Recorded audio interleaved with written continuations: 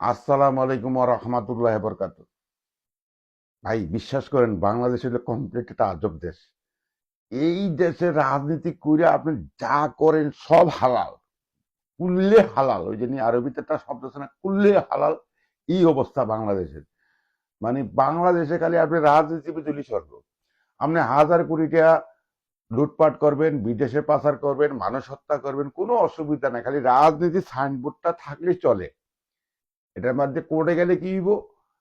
উদ্দেশ্য প্রণোদিত ভাবে মিথ্যা মামলা দেওয়া হয়েছে, কিন্তু সে যে আলা চোর এটা কিন্তু হয় না। যেমন শেখ মুজিবও একই অবস্থা ছিল, লুটপাট গণহত্যা কইরা দেশের তছনছ করে লাইছে।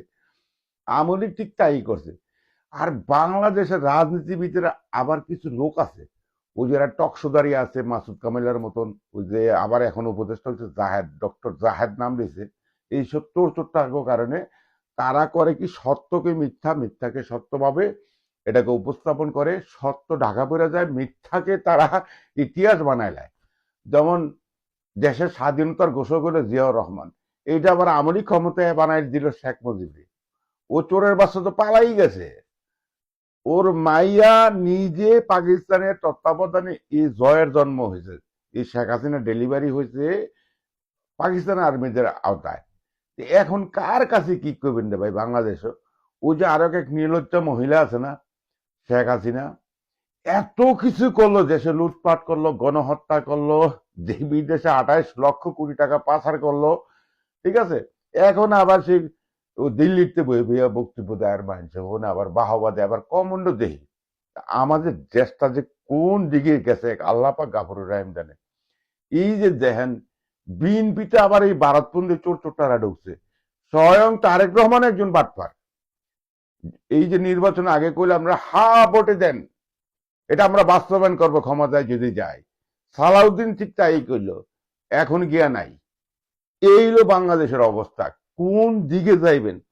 হালার আমেরিকাতে যে ট্রাম্প আছে না, পাগলা ট্রাম্প, এই ট্রাম্পও যদি এই বাংলাদেশের রাজনীতি দেখাইতে হাসবো, কইবো ভাই আমার এই বাংলাদেশ থেকে কিছু শিখতে হবে, পলিটিক কিভাবে মারতে হয়। বাবা রে বাবা, বাংলাদেশ একটা জঘন্য দেশ। মানে সাধারণ মানুষের বেচা কিনা খাইয়া একটা তসস করে নেয়। এটার নাম হলো বাংলাদেশ। আরে তারেক রহমানই পোল্ট্রি কিভাবে মারে? সে তো জিয়ার সন্তান, খালেদা জিয়ার সন্তান। এত নির্লজ্জা বেহাইয়া মানুষ হইতে পারে বাংলাদেশের রাজনীতিবিদ, এটা বলা বাহুল্য। একটা সত্যকে একটা বিশাল আলোকে তারা অন্ধকার করে ফেলে। এটার পিছনে কারা জানেননি? মনিটর, মনিটর লই ভারত। খালি ভারতের দোহাই দেয়, ভারত বন্ধু বন্ধু বন্ধু। যেই ভারত এই স্বাধীনতার পরে লুটপাট করে দেশটা ধ্বংস করে দিচ্ছে, এটার কোনো খবর নাই, মুক্তিযুদ্ধের মাইরা সব খালাস খেলাইছে, এই ভারত ভারত করে। ওই এক সংবিধান বানাই দিছে ভারত 72 সালে, এইটা লিগ তসবিলিয়ে ঘুরে। আর এই ফজু পাগলা আবার ওই আমতারেক আছে, এদের বয়ান হনলে মনে পুরাটা জাতি একটা মানে ব্যাকল জাতি বানাইছে। এই যে মাসুদ কামাল আছে, ওই যে আবার এখন উপদেষ্টা হয়েছে ডক্টর জাহিদ, তারেক রহমানের উপদেষ্টা, এই আলাদা কোন চরিত্র আছে? হ্যাঁ, যেমন প্রধানমন্ত্রী এমন উপদেষ্টা। ওই যে কথায় আছে না, যেই দেশে বাঘ নাই কুত্তারে বাঘ কয়, এই অবস্থা হয়েছে বাংলাদেশে। আরে ডক্টর জাহিদের মতন একটা বাট পারছি তার কুলাঙ্গার, এইটা হয়েছে তারেক রহমানের উপদেষ্টা। এই হলো বাংলাদেশের ভাই, আর মানুষ নাই। ওই যে ব্যাং চোর মোট ডাকাত বাটপার সিটার ভারতের দালাল নিয়ে সরকার করছে তারেক রহমান। আরে বাংলাদেশ, আর 1.5 কোটি মানুষের মধ্যে আর কোনো নেতা নাই, এই বিএনপি নেতা নাই, সৎ নেতা নাই। কি এর বক্কর করে ভাই বাংলাদেশটারে? এইটা নিয়ে কথা কইতে কইতে আমার মাথাটাই ধরে জায়গা। ও কালকে এক ভিডিও বানিয়েছে রাত্রে, ও অন্ধকারের মধ্যে দুঃখটা মনে হইলে একটা ভিডিও বানায়।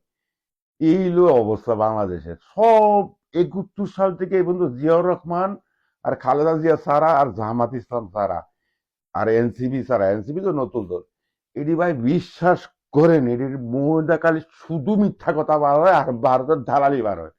এদের এটা ছাড়া কোনো কাম নাই। এটি এটি ওই লুট পাট বাটপারি সিটারি খাইরা খাইয়া সকাল থেকে রাত 12টা পর্যন্ত খালি বাটপারি, কোন আন্দা খাইব, কোন আন্দা লইব, কোন বিদেশে টেয়া বাড়াইব, পোলামেন্টে বাড়ি কিনে দিব।